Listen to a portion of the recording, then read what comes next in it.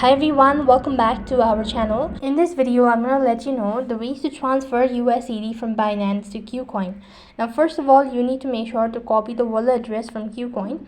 So when you are done copying the wallet address of the Kucoin, now you need to exit out of it and go ahead and log in into your Binance account.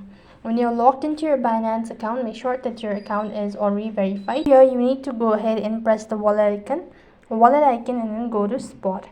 On this page, you need to go ahead and press on withdraw. Now select the asset that you wish to withdraw. Let me go with the Ethereum.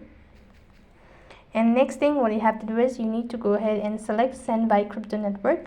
Over here, type in or paste in the wallet address that you recently copied, enter the exact amount and confirm the transaction.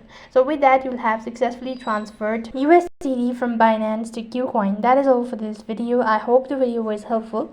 Make sure to like, share and subscribe to our channel. Thank you for watching. See you in the next video.